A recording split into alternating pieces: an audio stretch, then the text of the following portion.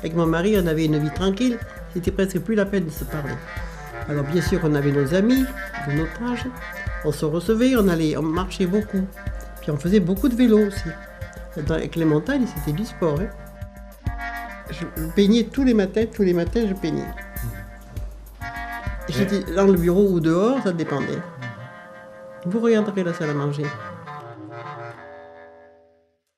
J'ai perdu mon mari, c'est ça le plus important.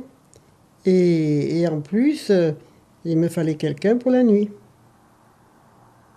Je marchais encore, mais avec un cadre. Après un jour, je me suis écroulée. Je marchais avec le cadre, mais je me suis écroulée. Et à partir de là, je n'ai plus pu marcher. Alors, je suis arrivée dans ce lit médicalisé. Donc on est venu, on était reçu par la dame à l'époque, elle était vraiment en très bonne santé, elle était dans son bureau, il y avait le personnel qui fait le travail. Moi je rentre, une petite villa à la sortie de Lyon, avec un grand jardin, il y avait des fleurs, il y avait beaucoup de choses, ça m'a flashé tout ça. Et puis ça me ressource du moment que j'ai grandi dans une maison. Donc pour moi, c'était pas, je cherche quelque chose qui rapproche de plus de chez moi. Il y avait des figuiers, il y avait des oliviers dans le jardin. Donc tout ça, c'est des facteurs qui s'ajoutent.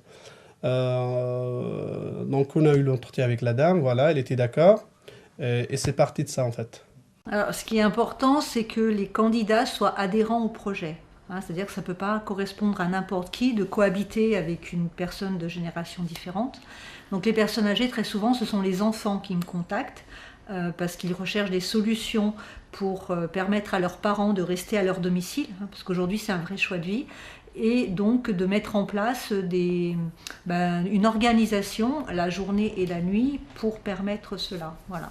Et pour les étudiants, effectivement, ce qui est important, c'est de repérer que l'étudiant adhère bien au projet, c'est-à-dire qu'il ne soit pas uniquement en recherche d'hébergement.